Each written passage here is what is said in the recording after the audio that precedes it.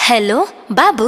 के बाबू? कौन बाबू? कहाँ फोन करना है? मेरा बाबू। और किसका बाबू? नाम की होगे तोरा बाबू के? अमित नहीं है। आगे जर लाई झोटवा कबार देबू। अमित के होगे? अरे अमित मेरा बॉयफ्रेंड है, मेरा यार है। आगे तोर यार हऊ, हमर भतार है गे भतार। मैं उससे बहुत प्यार करती हूँ। आज के बाद अगर फोन करना ना तो धा के पकड़ के झोटवा कबार देबो। देखो गाली मत दो, तुम गांव की गवार लगती हो। आगे की कहली? अरे मैं उससे शादी करने वाली हूँ। आगे हमरा 2 गो बाल बचाई, हमरा मर्दानवा से तू शादी करमी। मेरा दिमाग खराब मत करो, तुम जल्दी से मेरा बाबू से बात करवाओ, ठीक है? देखो मैं तुमको बात से समझा रही हूँ। आगे तोहरा तोर बाबू के दोनों के काल मर रही, तो पटाक के खिचड़ी बनाई देबो तो दोनों के। आऊंगी ना तो बहुत पीटूंगी। आगे तोर बाप ही जाई तो वो पहले। अरे बोल रही हूँ ना, वो मेरा बाबू है, मेरा सब कुछ है। मैं उसके साथ जीऊंगी, मैं उसके साथ मरूंगी, समझे? यू शट अप इडियट, गंवार कहीं की। ओ केकरा भोरे भोरे गई लेही हो? देखो तई के है जी? कब से तोरा बाबू बाबू कहले हो? केकरा से बतिया हो जी? की हम बतियाइए?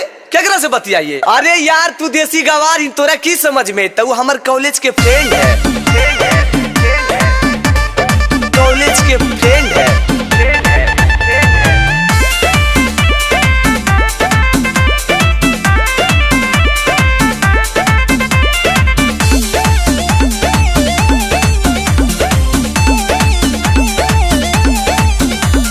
पहले है बिया हवा ना पाता हले, छुपे चोरी जोड़ा ले इनाता हले। हागे जरलाई सब तोरे करामत हो। तोरे चक्कर में हले हमरा से दूर, 4 दिन घर से लापता हले। अजी बोल होने की मजबूरी है, मजबूरी है। कि मलबो भी जरूरी है, से मऊगी भी जरूरी है। हम मलबो भी जरूरी है, से मऊगी भी जरूरी है। तो हम दोनों के बिना हमार जीवन अधूरी है। हम मलबो भी जरूरी है, से मऊगी भी जरूरी है। हम मलबो भी जरूरी है, से मऊगी भी जरूरी है। अरे भंगलावा तोरा 2 को सवाल चाहिए।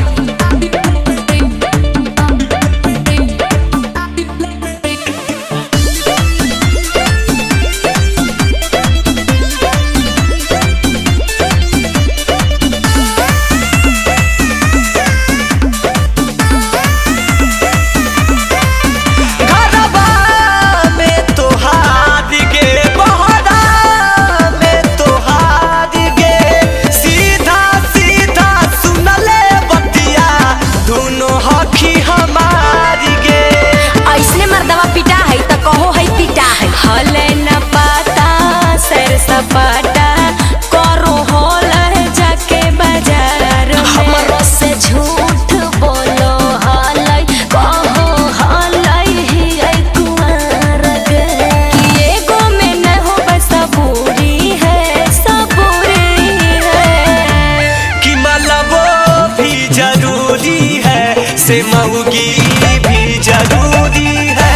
हम मलबो भी जरूरी है, से मऊगी भी जरूरी है। तो हम दोनों के बिना हमार जीवन अधूरी है। हम मलबो भी जरूरी है, से मऊगी भी जरूरी है।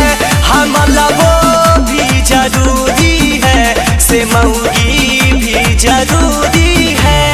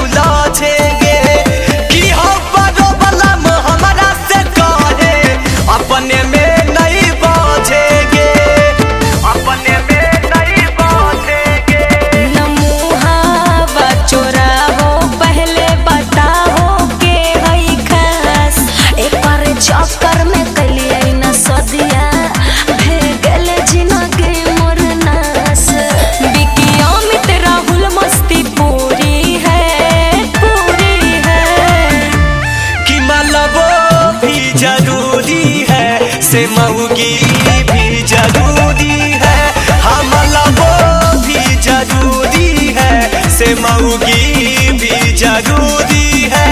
तोहनी दूनों के बिना हमारे जीवन अधूरी है, हम लबो भी जरूरी है, से मऊगी